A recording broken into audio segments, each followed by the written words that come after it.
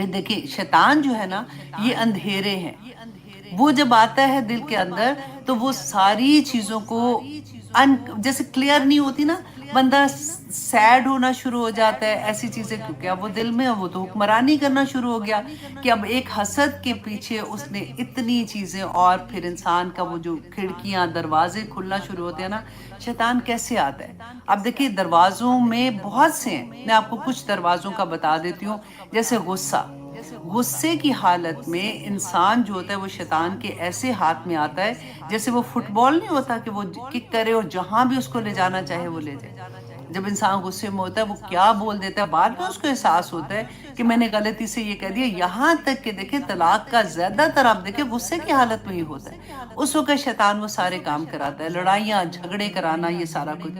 اس کے بعد چغلیاں لگانا جیسے ہوتا ہے، ہمیں پتہ ہی نہیں چلتا، آپ سوچیں کتنی دفعہ ایسا ہوتا ہے کہ پھر ہم بعد میں جب سوچتے ہیں تو کہتے ہیں ہاں یہ تو چغلی ہو گئی، نہ چلو منہ سے نکلی، سن کے ہی آگے تھے تب بھی غلط کیا نا۔ حرص کرنا،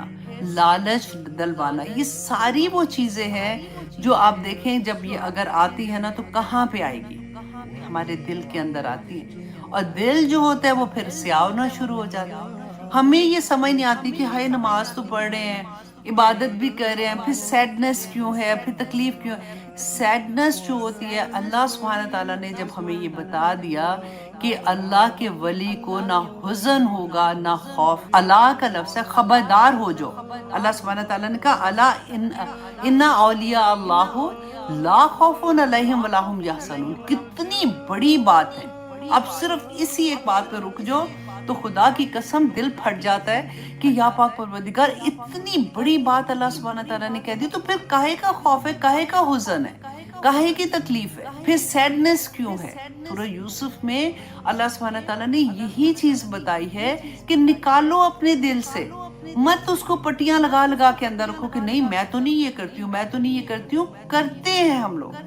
یہ تو اللہ سبحانہ تعالیٰ فرماتے ہیں نا کہ اللہ سبحانہ تعالیٰ کی دو انگلیوں کے درمیان میں دل ہے، تو دل وہ پھراتے رہتے ہیں، تو وہ یہی ہوتا ہے کہ کبھی شیطان حملہ کرتا ہے، ہم اللہ سبحانہ تعالیٰ کی طرف سے جو بھی ہمیں سمجھ آ رہی ہوتی ہے ہم اس کو کاؤنٹر کرتے جاتے ہیں۔ اسی لیے کہتے ہیں اللہ کی تسبیحات کرتے رہو، ایک جگہ پہ دو چیزیں اکٹھی نہیں رہ سکتی، جب ہم تسبیحات کرتے ہیں شیطان نہیں آ سکتا، جب ہم ان چیزوں سے دور ہونا شروع ہو جائیں گے کہ نہیں مجھے یہ نہیں کرنا، یہ تو شیطانی کام ہے، یہ تو یہ نہیں کرنا، یہ تو دل کا دروازہ کھل جائے گا، وہ گھس جائے گا اندر۔ تو لٹرلی آپ جیسے ایک مووی دیکھ رہے، ایک ڈرامہ دیکھ رہے نا، اس طرح سے ویژولائز کیا کریں کہ شیطان کیسے کیسے حملے کرتا ہے، اچھے بھلے کامیاب ترین انسانوں کو اتنے حزن میں ڈال دیتا ہے، اتنے خوف میں ڈال دیتا ہے کہ وہ ڈپریشن میں جا کے بس ضائع ہو جاتے ہیں۔ چھوٹے بچے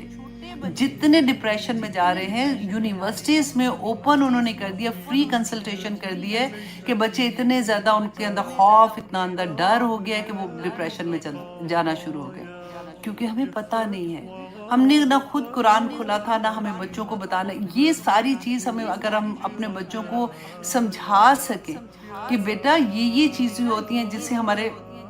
زندگیوں میں اندھیرے آ جاتے ہیں، ہمیں ان کو نہیں اپنے اندر پیدا کرنا، ہمیں لوگوں سے جن کی کامیابیاں دیکھ کے ہم نے خوش ہونا ہے۔ اللہ سبحانہ تعالیٰ ہماری نسلوں کو محفوظ رکھے، اور اس سے پہلے ہمیں محفوظ رکھے۔ ماں باپ اگر اپنے آپ کو چینج کریں گے تو انشاءاللہ بچے چینج ہوں گے۔